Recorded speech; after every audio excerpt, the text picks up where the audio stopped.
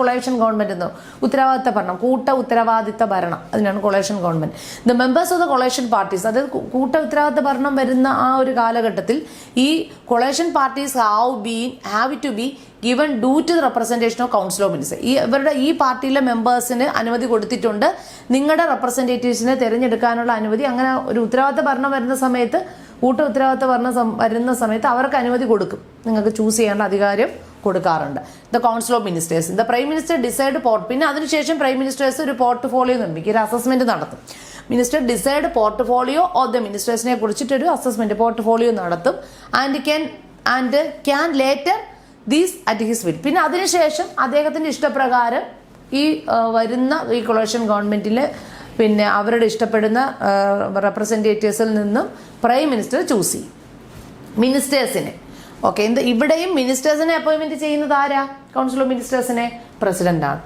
In order to minister, person has to be member of either the two house of the parliament. Even person who is not the member of any two house can become the minister of the period of 6 months.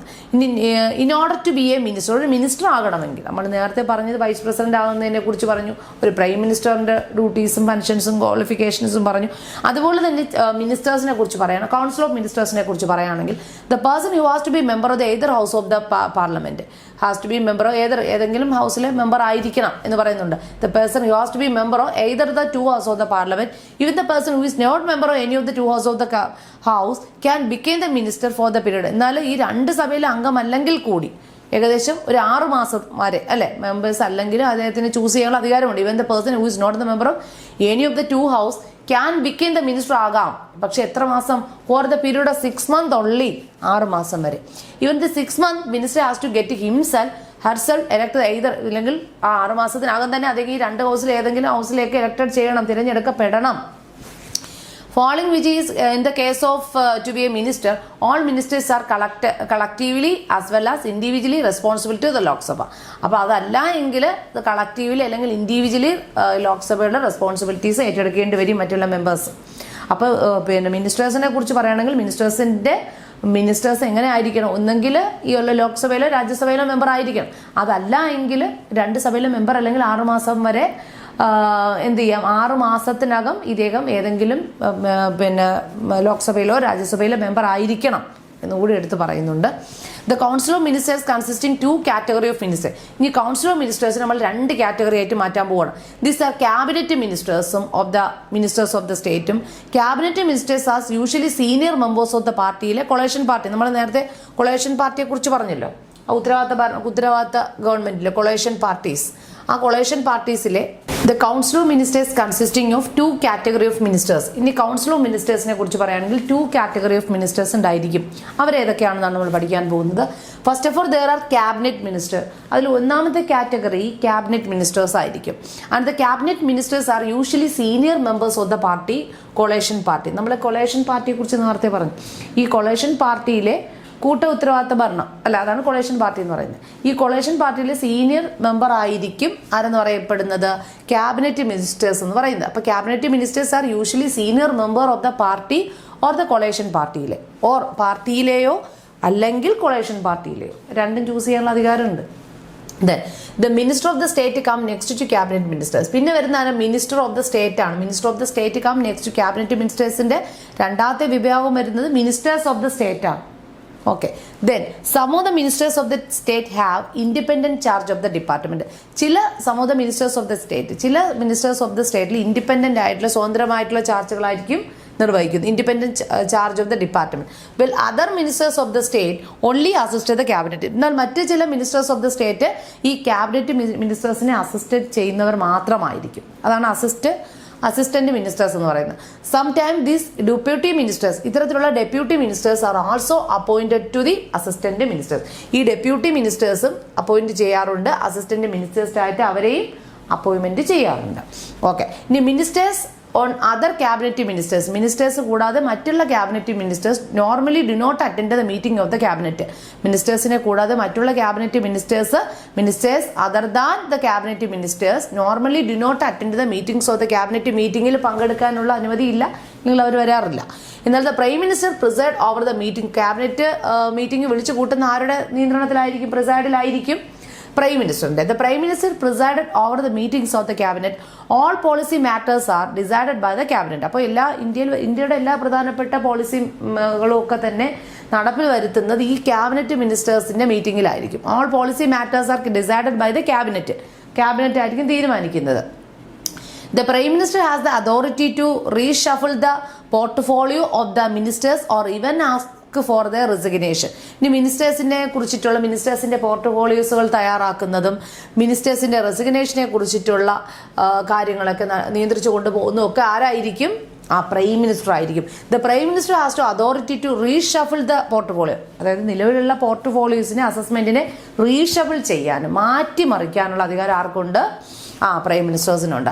The prime minister has the authority to reshuffle the portfolio of the ministers or even ask for the resignation.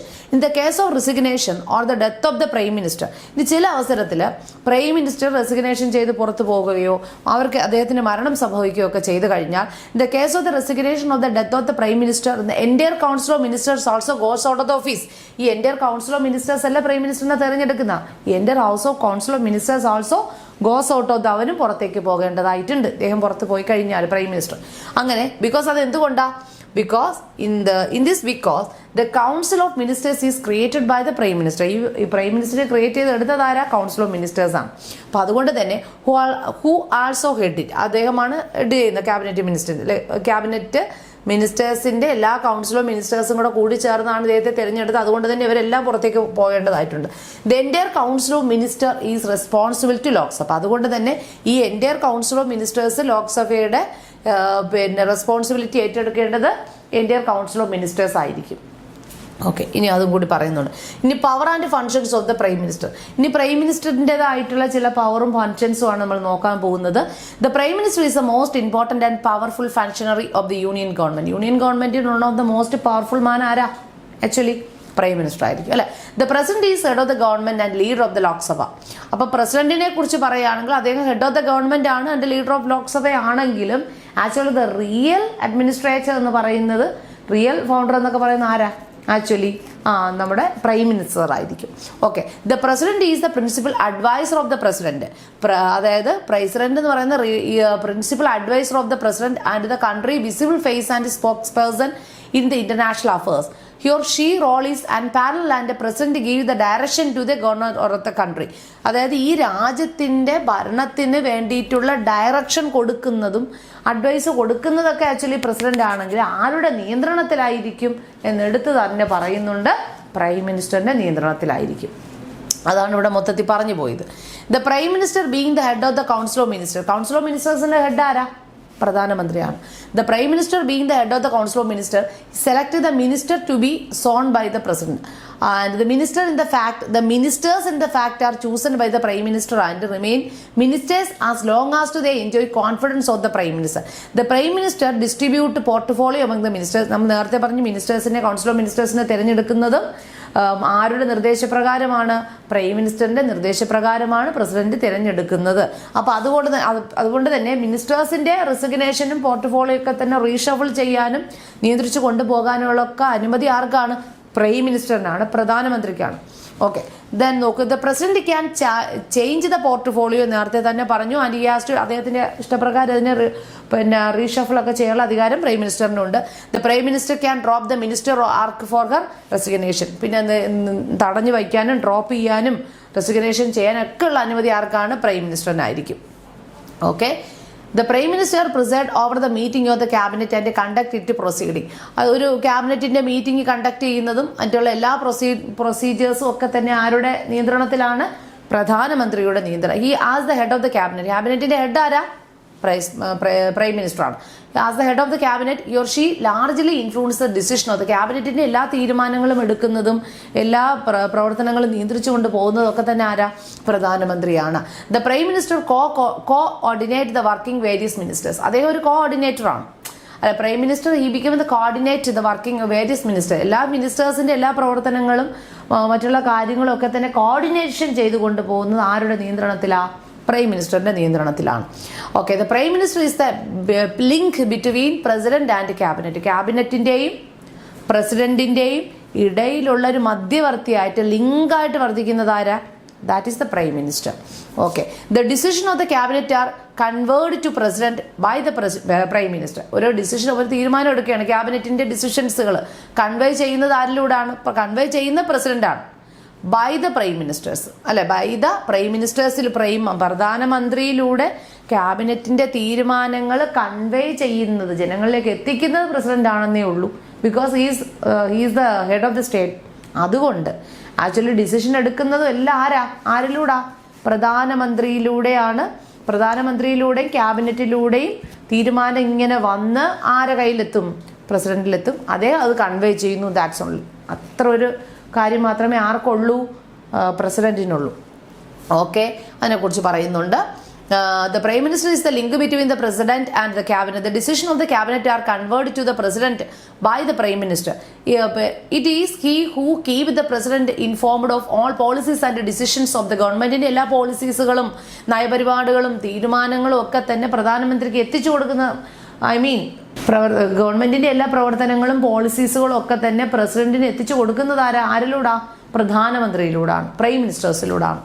The decision of the cabinet are conveyed to the president by the prime minister. It is who keep the president informed of all the policies and decisions of the government. ഗവൺമെന്റിന്റെ എല്ലാ പോളിസീസുകളും പരിപാടികളും ഒക്കെ തന്നെ inform ചെയ്ത് കൊടുക്കാൻ മാത്രമേ ആരുള്ളൂ? President ഉള്ളൂ. ആ നടപ്പിലാക്കി കൊടുക്കുന്നത് മാത്രമല്ല, ഇൻഫോം ചെയ്യാനുള്ള അധികാരം പ്രസിഡന്റിന് കൊടുത്തിട്ടുണ്ട്. ആർക്ക്? പ്രധാനമന്ത്രിക്ക് കൊടുത്ത് അദ്ദേഹത്തിന്റെ തീരുമാനത്തിലൂടെ ആയിരിക്കും ആ പ്രവർത്തനം നടപ്പിൽ വരുത്തുന്നത്. അതാണ്. No minister can meet the president without permission of the prime minister. ഇനി നമ്മൾ ഏതെങ്കിലും ഒരു മിനിസ്റ്റർ ഓടി വന്നിട്ട് എനിക്ക് പ്രസിഡന്റിനെ കാണുന്ന ചില കാര്യങ്ങളൊക്കെ സംസാരിക്കുന്നുണ്ടെന്ന് പറഞ്ഞ് ഓടി പോകാൻ പറ്റില്ല. അതെന്തുകൊണ്ടാണ് കഴിയാത്തത്? കാരണം ഏതെങ്കിലും ക്യാബിനറ്റിലെ ചില മിനിസ്റ്റേഴ്സിന് പ്രസിഡന്റ് അടുത്ത് സംസാരിക്കണമെങ്കിൽ, ചില കാര്യങ്ങളൊക്കെ തന്നെ അദ്ദേഹത്തിന് എത്തിക്കണമെങ്കിൽ പ്രധാനമന്ത്രിയുടെ അനുമതിയോട് കൂടി മാത്രമേ കടത്താൻ അദ്ദേഹത്തിനെ മിനിസ്റ്ററിന് പ്രസിഡന്റിന്റെ പക്കലേക്ക് എത്താൻ കഴിയുകയുള്ളൂ. Okay. No minister can meet the president without the permission of the prime minister. All important appointments are made by the president on the advice of the prime minister. It is on the advice of the prime minister that the president summons and വിളിച്ചു കൂട്ടുന്നത്. And സമ്മോൺസിനെ കുറിച്ച് നമ്മൾ പറഞ്ഞു, അതായത് സഭ വിളിച്ചു കൂട്ടാനുള്ള, അതാണ് സഭ വിളിച്ചു കൂട്ടുക. ലോക്സഭയൊക്കെ അതാണ് സമ്മോൺ, വിളിച്ചു കൂട്ടുക, അതാണ് സമ്മോൺസ് എന്ന് പറയുന്നത്. അതായത് prorogus means summons. Prorogus and summons the session of the parliament and even dissolve the Lok Sabha. അതായത് നമ്മൾ ആൾ ഇമ്പോർട്ടൻറ്റ് എല്ലാ തരത്തിലുള്ള അപ്പോയിൻമെൻറ്റുകളും പ്രൈം മിനിസ്റ്ററിൻ്റെയും നമ്മൾ പറഞ്ഞല്ലോ, ഫിനാൻസ് മിനിസ്റ്റർ, അതായത് അറ്റോർണി ജനറൽ, അഡ്വക്കേറ്റ് ജനറൽ, അങ്ങനെയുള്ള ഇന്ത്യയിലെ എല്ലാ ഇന്ത്യൻ ഭരണഘടനയുടെ വളരെ ഇമ്പോർട്ടൻ്റ് ആയിട്ടുള്ള എല്ലാ പ്രധാനപ്പെട്ട അപ്പോയിൻമെൻറ്റുകളും നടത്തുന്നത് പ്രസിഡൻ്റാണ്. ആരുടെ അഡ്വൈസ് പ്രകാരം? പ്രധാനമന്ത്രിയുടെ അഡ്വൈസ് പ്രകാരം. അതും എടുത്ത് പഠിക്കണം. പിന്നെ എടുത്ത് പറയും, it is advice of the prime minister that. ഇനി പ്രധാനമന്ത്രിയുടെ അഡ്വൈസ് പ്രകാരമാണ് ലോക്സഭയും രാജ്യസഭയും വിളിച്ചു ചേർക്കാനുള്ള അനുമതി. ഇപ്പം സംയുക്ത സമ്മേളനങ്ങളൊക്കെ വിളിച്ചു ചേർക്കുക, അതിന് പ്രിസൈഡിങ് ചെയ്യുക. പക്ഷെ ആരുടെ അനുമതി വേണം? പ്രൈം മിനിസ്റ്ററിന്റെ അഡ്വൈസാണ്. അപ്പം നമുക്കറിയാം, ഇന്ത്യയുടെ റിയൽ അഡ്മിനിസ്ട്രേറ്റർ എന്ന് പറയുന്ന, റിയൽ റൂളർ എന്നൊക്കെ വേണമെങ്കിൽ നമുക്ക് പറയുന്ന ആര് തന്നെയാണ്? പ്രധാനമന്ത്രിയാണ്. ഓക്കെ. ഇനി നോക്കൂ, the prime minister is the principal spokesman. Prime minister ആണ് actually he's the principal spokesman of India എന്ന് പറയുന്നത്. And defender of the policies of the government. And പാർലമെന്റിന്റെ പോളിസീസുകൾ നടപ്പിലാക്കുന്നതും അതിനെ തടഞ്ഞു വയ്ക്കാനും പുതിയ പരിപാടി നടപ്പിലാക്കാനും അങ്ങനെയുള്ള all and all he became the all and all of the India also.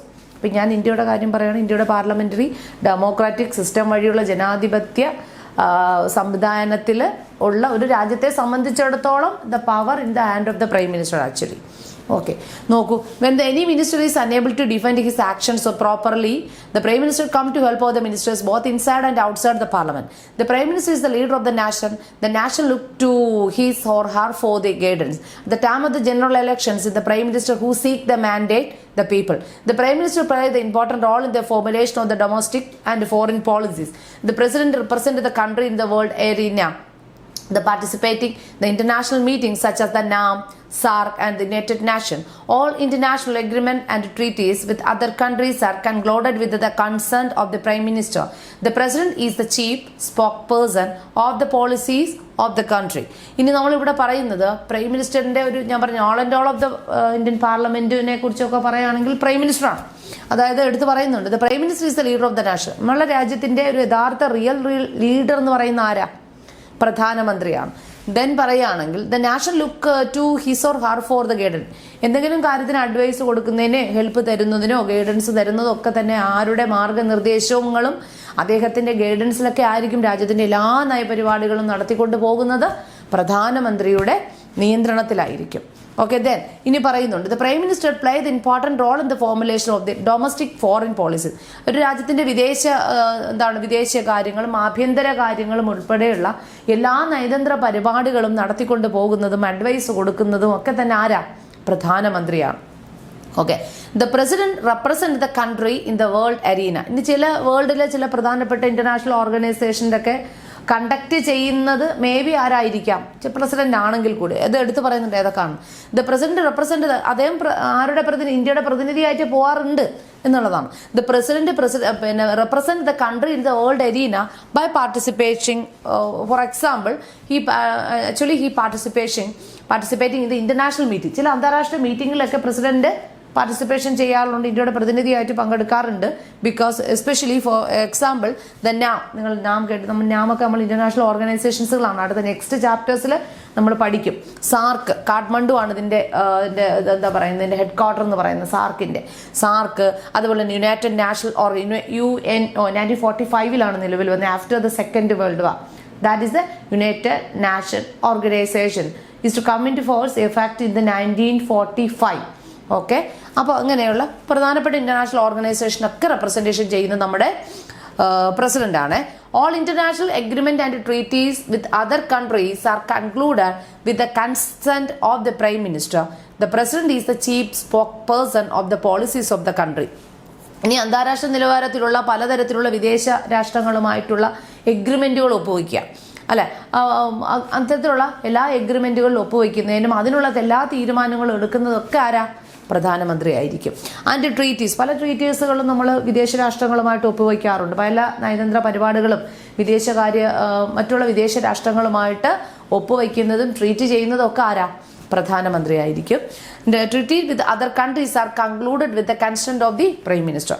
The president is the chief spoke person of the policies of the country. ഇപ്പൊ ഈ നയതന്ത്ര പരിപാടികളൊക്കെ നടപ്പിലാക്കുന്ന ചീഫ് സ്പോക്ക് പേഴ്സൺ എന്ന് പറയുന്ന ആരായിരിക്കും? Actually that is the president ആയിരിക്കും. അതും കൂടെ മനസ്സിലാക്കാം. Then the Prime Minister has the special status both in the government and the parliament. അദ്ദേഹത്തിന് ഗവൺമെന്റിലും ഇന്ത്യയുടെ ഭരണക്രമത്തിലും പാർലമെന്റിലും ഒരു പ്രത്യേകമായിട്ടുള്ള സ്റ്റാറ്റസ് ആർക്ക് കൊടുത്തിട്ടുണ്ട് നമ്മൾ? Prime minister of India. This make him or her the most powerful functionary person of the India. Most powerful function നിർവഹിക്കുന്നത് in the hand of the Prime Minister. ആരുടെ കയ്യിലൂടെയാണ്? പ്രധാനമന്ത്രിയുടെ നിയന്ത്രണത്തിലൂടെ ആയിരിക്കും. Okay, he or she the position or power dependent upon his personality. കാര്യം ആ ഒരു പൊസിഷനും പവറും powerfulness ഒക്കെ നിൽക്കുന്ന അദ്ദേഹത്തിന്റെ ആ ഒരു വ്യക്തിത്വമായിരിക്കും. അപ്പോൾ ആ ഒരു വളരെ അട്രാക്റ്റീവ് ആയിട്ടുള്ള, വളരെ മോസ്റ്റ് പവർഫുൾ ആയിട്ടുള്ള ഒരു വ്യക്തിത്വമായിരിക്കണം the prime minister of India. Okay, the person of the stature of the Jawaharlal Nehru or the Indira Gandhi is always more effective than person who lack the vision or depend on the support from the outside of his party. The Prime Minister is not only the leader of the parliament but also the leader of the nation. The Prime Minister has to secure the willing to cooperation of all important members of his or her own party. The minority government, the Prime Minister has to depend on the outside help that might act as the hindrance in the effective role. അതായത് എൻ്റെ റോളിനെ കാര്യക്ഷമമായിട്ട് നടപ്പിലാക്കാൻ കഴിയാത്തതിൽ ചില obstacles, തടസ്സങ്ങൾ, ഹിൻഡ്രൻസുകൾ നേരിടുകയാണെങ്കിൽ outside of the party members became, അവരെയും കൂടി ഞാൻ എൻ്റെ സ്വാധീനത്തിൽ എത്തിക്കണം. അങ്ങനെയുള്ള ചില പാർട്ടി മോർ അട്രാക്റ്റീവ് പവർഫുൾ ആയിട്ടുള്ള ചില പ്രധാനമന്ത്രിമാർ ഇന്ത്യയിൽ ഉണ്ടായിട്ടുണ്ട്. അവർക്ക് എടുത്ത് ഉദാഹരണം പറയുകയാണെങ്കിൽ ഇന്ദിരാഗാന്ധിയെ കുറിച്ച് പറയുകയാണെങ്കിലും ജവഹർലാൽ നെഹ്റു ഒക്കെ അത്തരത്തിലുള്ള പ്രധാനമന്ത്രിമാരായിരുന്നു. അപ്പോൾ നമ്മൾ എടുത്ത് പറയുന്നുണ്ട്, നോക്കൂ, person of the stature of the Jawaharlal Nehru or Indira Gandhi is always more effective than person who lakh the vision depend support from the outside of his party. Next അവർ ഇതിൽ തന്നെ എടുത്തു പറയുന്നുണ്ട്, the prime minister is not only the leader. Because നമ്മുടെ ഒരു party, നമ്മൾ ഏതൊരു party, ഇപ്പോൾ for example Indian national കോൺഗ്രസിന്റെ പ്രതിനിധിയായിട്ടാണ് ഇപ്പോൾ ജവഹർലാൽ നെഹ്റു വന്നെങ്കിലും നമ്മുടെ ലോക്സഭയിൽ ഒരുപാട് പാർട്ടീസ് ഉണ്ട്. അപ്പോൾ നമ്മൾ ഒരു പ്രധാനമന്ത്രിയെക്കുറിച്ച് പറയുകയാണെങ്കിൽ അദ്ദേഹം ഒരു പാർട്ടി മെമ്പർ എന്നുള്ള നിലയിലല്ല വരേണ്ടത്. പ്രധാനമന്ത്രിയാകുന്ന സമയത്ത് നമ്മളെ പാർലമെന്റിലുള്ള എല്ലാ പാർട്ടീസിൻ്റെയും സഹായത്തോട് കൂടിയിട്ട് അല്ലെങ്കിൽ അവരുടെയൊക്കെ തന്നെ സ്വാധീനത്താലായിരിക്കണം അദ്ദേഹം പ്രധാനമന്ത്രിയായിട്ട് അല്ലെങ്കിൽ അദ്ദേഹത്തിൻ്റെ പോളിസീസുകളൊക്കെ നടപ്പിലാക്കേണ്ടത്. അതുകൊണ്ടാണ് പറയുന്നത് the prime ministers is not only the leader of the പാർലമെന്റിൻ്റെ ഒരു ലീഡർ മാത്രമല്ല, മറിച്ച് but also the leader of the nation, ഒരു രാഷ്ട്രത്തിൻ്റെ നേതാവാണ്. അപ്പോൾ രാഷ്ട്രത്തിൽ വിവിധ പാർട്ടികളും ജനങ്ങളും ഉണ്ടെങ്കിൽ അവരുടെയൊക്കെ തന്നെ സപ്പോർട്ടോട് കൂടിയിട്ട് മാത്രമേ നമുക്കൊരു പ്രധാനമന്ത്രിയായിട്ട് എന്താ പറയുന്നത് നമ്മുടെ ആ ഒരു പവർഫുൾ ആയിട്ടുള്ള ഭരണക്രമം നടപ്പിലാക്കിക്കൊണ്ട് പോകാൻ കഴിയുകയുള്ളൂ. Okay, the prime minister has to secure the willing cooperation to all important members of his on her party. തൻ്റെ പാർട്ടിയിലെ എല്ലാ മെമ്പേഴ്സിൻ്റെയും ഒരു എന്താ പറയുന്ന താല്പര്യപ്രകാരം അവരുടെ സഹകരണഭാവത്തോടു കൂടി മാത്രമേ എനിക്ക് എൻ്റെ ഭരണം നിയന്ത്രിച്ചു കൊണ്ടുപോകാൻ പ്രധാനമന്ത്രിക്ക് കഴിയുകയുള്ളൂ. The minority government the prime minister has to may be അദ്ദേഹം ഒരു മൈനോറിറ്റി ഗവൺമെൻറ്റിലൂടെ ആണ് പോയിക്കൊണ്ടിരിക്കുന്നതെങ്കിൽ majority of all the members of the nation അവരെയൊക്കെ തന്നെ ഈ ഡിപ്പെൻഡ് ചെയ്തിരിക്കണം. എങ്കിൽ മാത്രമേ എനിക്കൊരു ഭരണം നടത്തിക്കൊണ്ട് പോകാൻ കഴിയുള്ളൂ. അതാണ് ഇവിടെ പറഞ്ഞു പോയിട്ടുള്ളത്. ഇനി council of ministers and the cabinet. ഇനി നമ്മൾ വരുന്നത് കൗൺസിൽ ഓഫ് മിനിസ്റ്റേഴ്സിനെയും ക്യാബിനറ്റിനെയും കുറിച്ചിട്ടാണ് വരുന്നത്. The term the council of ministers and cabinet are often used to interchangeable terms ആണ്. ഇനി അവരുടെ ഒരു ടേമിനെ കുറിച്ച് പറയുന്നത് കൗൺസിൽ ഓഫ് മിനിസ്റ്റേഴ്സ് എത്ര വർഷം വരെ ഇരിക്കാം എന്നുള്ളതാണ്. അതൊരു ഇന്റർചേഞ്ചബിൾ ആയിട്ടുള്ള ഒരു ഇയർ ആണ് പറയുന്നത്. റിയാലിറ്റി ദർ ആർ നോട്ട്, അത് അവർക്ക് പ്രത്യേക പീരീഡ് ഒന്നും പ്രത്യേകിച്ച് പറഞ്ഞിട്ടില്ല. അല്ല, അവരുടെ ടേമിന് എത്ര ടേമിൽ നിങ്ങൾക്ക് എത്ര മത്സരിക്കാം, 5 ടേമിലാണോ, ഇനി അടുത്ത 5 വർഷം കഴിഞ്ഞ് പിന്നെ മത്സരിക്കാമോ എന്നുള്ള ഒരു കൃത്യമായിട്ട് ടേം ഒന്നും പറഞ്ഞിട്ടില്ല. ഈ reality the are not. Prior to 44th amendment of the Indian Constitution, the word cabinet was not mentioned in the Constitution. Actually, 44ാമത് ഭരണഘടനാ ഭേദഗതിയിൽ ദ വേർഡ് ക്യാബിനറ്റ് എന്ന് പറയപ്പെടുന്ന ഒരു പദത്തെ പോലും ഇന്ത്യൻ ഭരണഘടനയിൽ പറഞ്ഞിട്ടില്ല.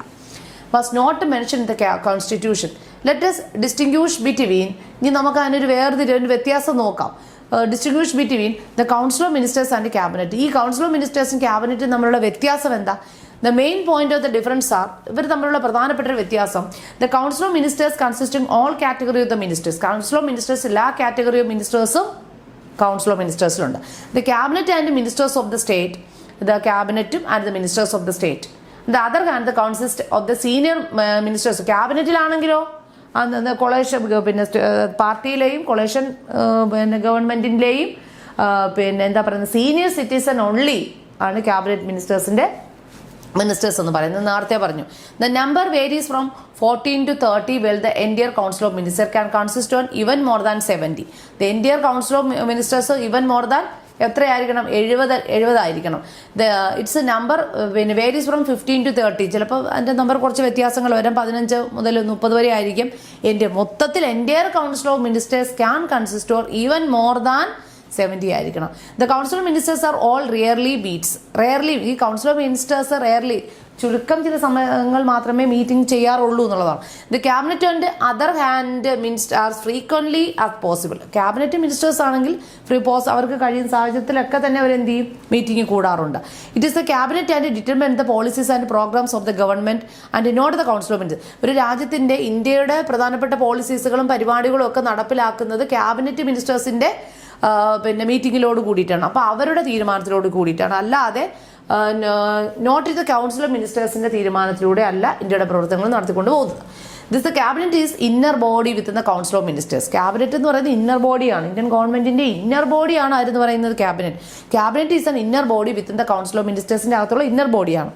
ഇറ്റ് ആക്ട് ആസ് ദ നാം of the council of ministers and exercises all the power of the behave. അതായത് എല്ലാ പവറിന്റെ ഒരു പകുതി ഭാഗം മാത്രമേ കൗൺസിൽ ഓഫ് മിനിസ്റ്റേഴ്സിന് കൊടുത്തിട്ടുള്ളൂ. ഇന്നർ ബോഡി ആരാ? അകത്തെ ഏറ്റവും ആന്തരികമായിട്ടുള്ള ഘടകത്തിൽ ഏറ്റവും പ്രധാനപ്പെട്ട ഘടകം ക്യാബിനറ്റ് ഓഫ് മിനിസ്റ്റേഴ്സ് ആണ്. അപ്പോൾ ഇവർ തമ്മിലുള്ള ഡിസ്റ്റിങ്ഷൻ ദ വേരിയേഷൻസ് നിങ്ങൾക്ക് മനസ്സിലായല്ലോ. ക്യാബിനറ്റ് മിനിസ്റ്റേഴ്സും അതുപോലെ തന്നെ ക്യാബിനറ്റ് മിനിസ്റ്റേഴ്സും കൗൺസിൽ ഓഫ് മിനിസ്റ്റേഴ്സും തമ്മിലുള്ള വ്യത്യാസം എന്താണ്?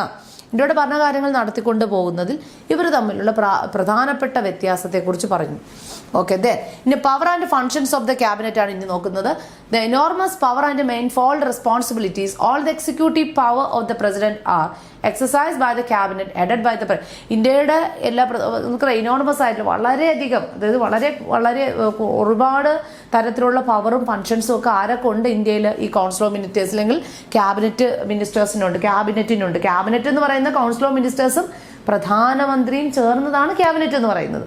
അപ്പോൾ that cabinet ministers they have the enormous type of functions also. എന്താ പറയുന്നത്, റെസ്പോൺസിബിലിറ്റീസും ഉണ്ട്, ഉത്തരവാദിത്തങ്ങൾ അവർക്ക് ഉണ്ട്.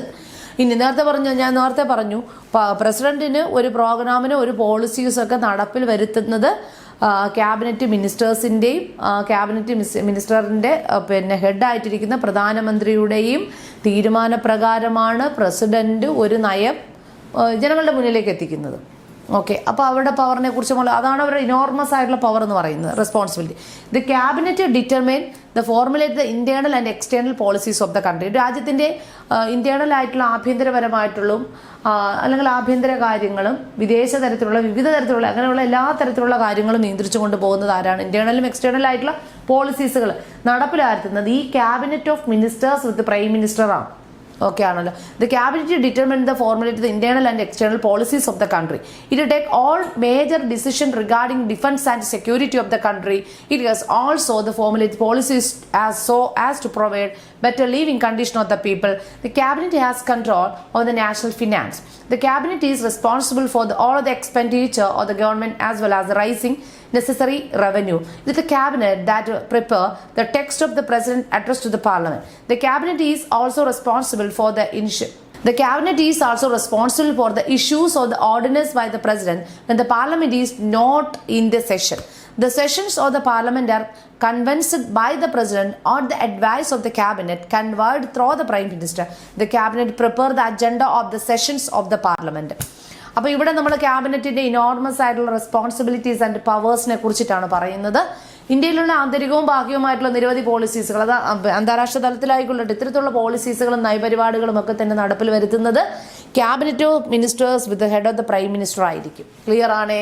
ഇനി നോക്കൂ, it take also the major decision regarding the defence and security of the country. ഇന്ത്യയുടെ ആഭ്യന്തര കാര്യം എന്ന് പറയുന്നത് ഡിഫൻസ്, ആഭ്യന്തര മന്ത്രാലയം ഉൾപ്പെടെയുള്ള ഇന്ത്യയുടെ വിദേശകാര്യങ്ങൾ ഉൾപ്പെടെയുള്ള ഇന്ത്യയുടെ സുരക്ഷിതത്വം, ഇന്ത്യയുടെ ആഭ്യന്തരം, ഇങ്ങനെയുള്ള പ്രധാനപ്പെട്ട നയതന്ത്ര പരിപാടികളൊക്കെ തന്നെ നടപ്പിലാക്കുന്നത് cabinet ministers with the head of the prime മിനിസ്റ്ററിലൂടെയാണ്.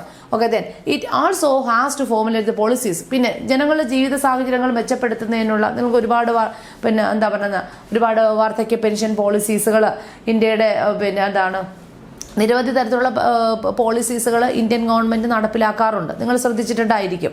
നമുക്ക് ഫോർ എക്സാമ്പിൾ ഞാൻ പറയുകയാണെങ്കിൽ വാർദ്ധക്യകാല പെൻഷൻ പോളിസീസുകൾ, പിന്നെ അതുപോലെ തന്നെ ബേട്ടി ബച്ചാവോ ബേട്ടി പഠാവോ, ഇത്തരത്തിലുള്ള നിരവധി തരത്തിലുള്ള സ്ത്രീകളുടെ ഉന്നമനം, വിമൻസിൻ്റെയും കുട്ടികളുടെയും ഒക്കെ തന്നെ അപ്ലിഫ്റ്റ്മെൻറ്റിന് വേണ്ടിയിട്ടുള്ള പോളിസീസുകൾ, ഇന്ത്യയുടെ പ്രോഗ്രാംസുകൾ, അങ്ങനെയൊക്കെയുള്ള പലതരത്തിലുള്ള പരിപാടികളും പദ്ധതികളും ഒക്കെ തന്നെ നടപ്പിൽ വരുത്തുന്നത് ആരാണ്?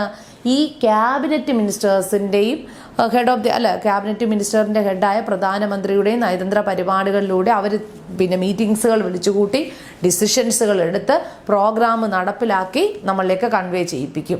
അങ്ങനെയാണ് ഇന്ത്യയിലെ പല പരിപാടികൾ, ഇപ്പം ഇന്ന പരിപാടി നാളെ ലോഞ്ച് ചെയ്തു എന്നൊക്കെ പറയുമ്പോൾ ഇങ്ങനെയാണ് നടപ്പിൽ വരുത്തുന്നത്. ഓക്കെ ആണല്ലോ. ഇനി നോക്കി, it has to the formulate the policies so as to provide a better living condition of the people.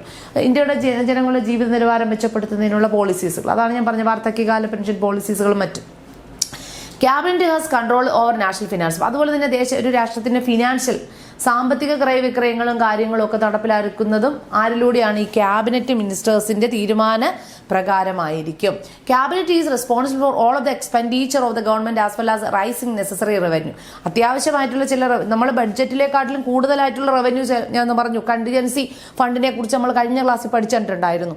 ഈ കണ്ടിജൻസി ഫണ്ട് എന്ന് പറയുമ്പോൾ നമുക്ക് ആക്ച്വലി റവന്യൂ നമ്മളെ ബഡ്ജറ്റിൽ കുറേ കാര്യങ്ങളൊക്കെ പറഞ്ഞിട്ടുണ്ട്. ഇങ്ങനെയൊക്കെ ഇത്തരം തീരുമാനങ്ങൾ എടുക്കണം, അല്ലെങ്കിൽ ഇത്രയും കൊടുക്കണം എന്നൊക്കെ ഉള്ള കാര്യങ്ങൾ. അതിലും ഉപരിയായിട്ട് അധികമായിട്ട് എക്സ്പെൻഡിച്ചർ ചെലവ് അധികമായിട്ട് വരികയാണെങ്കിൽ അത്തരത്തിലുള്ള അധികമായിട്ടുള്ള ചെലവിനങ്ങളും മറ്റുമൊക്കെ അത്തരത്തിലുള്ള ഇന്ത്യയിലെ എല്ലാ ഫിനാൻഷ്യൽ ആയിട്ടുള്ള all matters, all expenditure, all transactions, ഇതെല്ലാം ക്യാബിനറ്റ് മിനിസ്റ്റേഴ്സിന്റെ പോളിസിയുടെയും നയപരിപാടികളിലൂടെയുമാണ്. കണ്ടിജൻസി ഫണ്ട് നിങ്ങൾ മറന്നുപോലും, നമ്മൾ കഴിഞ്ഞ ക്ലാസ്സിൽ പഠിച്ചതാണ്. പിന്നെ അതുപോലെ തന്നെ ഓർഡിനൻസ്, നമുക്കറിയാലോ പ്രസിഡന്റിനാണ് ഓർഡിനൻസ് പുറപ്പെടുവിക്കാനുള്ള അധികാരമുള്ളത്. അപ്പം നിങ്ങൾ ചിന്തിക്കും, പ്രസിഡന്റ് ഓർഡിനൻസ് പുറപ്പെടുവിപ്പിച്ചാൽ മാത്രമേ നമുക്കറിയാലോ ശിക്ഷാവിധികളൊക്കെ നിർത്തിവെക്കാനും അത് ഡയറക്റ്റ്ലി പ്രസിഡന്റിന് ചെയ്യാൻ കഴിയത്തില്ല. അപ്പോൾ പ്രൈം മിനിസ്റ്ററും ക്യാബിനറ്റോ മിനിസ്റ്റേഴ്സും തീരുമാനിക്കും അവിടെ ഇരുന്ന്. അപ്പോൾ ഇവരുടെ തീരുമാനങ്ങൾ നടപ്പിലാക്കുകയാണ് ഓർഡിനൻസിലൂടെ പ്രസിഡന്റ് ചെയ്യുന്നത്. അതും കൂടെ മനസ്സിലാക്കേണ്ട ഒരു കാര്യമാണ്. The sessions of the parliament are so convinced by the president or the advice of the. ഇനി പാർലമെന്റിലെ സെഷൻസുകൾ വിളിച്ചു കൂട്ടുന്നത് ആരുടെ അഡ്വൈസ് പ്രകാരമാണ്? പ്രസിഡന്റ് ആണ് പ്രിസൈഡ് ചെയ്യുന്നത്, അല്ല പാർലമെന്റ് സമ്മേളനങ്ങളൊക്കെ വിളിച്ചു കൂട്ടുന്നത്. പക്ഷേ the advice of the cabinet conveyed through the prime minister, പ്രധാനമന്ത്രിയിലൂടെ ക്യാബിനറ്റിലെ മിനിസ്റ്റേഴ്സിലൂടെ അത് പ്രസിഡന്റിലെത്തുകയും അദ്ദേഹം ഇതിനെ എന്ത് ചെയ്യുന്നു, അദ്ദേഹം കൺവേ ചെയ്യുകയാണ് ചെയ്യുന്നത്. Okay, cabinet prepare the agenda of the session. പാർലമെന്റിന്റെ വിവിധ സെഷൻസുകളുടെ അജണ്ട തയ്യാറാക്കുന്നത് ആരാ? ക്യാബിനറ്റ് ആയിരിക്കും. ഓക്കെ, ഇനി റെസ്പോൺസിബിലിറ്റീസ് ഓഫ് ദ മിനിസ്റ്റേഴ്സ് ആണ്. We already read that there is a council of ministers with the prime ministers as is ready to aid the advice of the president. The constitutionally ministers hold office during the pleasure of the president, but in the fact their responsibility and removal by the Lok Sabha. Actually, the constitution has itself declared that the council of ministers shall be responsible to Lok Sabha, not to both the house. The minister's responsibility is the essential feature of the parliamentary form of the government. The principle of ministerial responsibility has two dimensions: the collective responsibility and individual responsibility.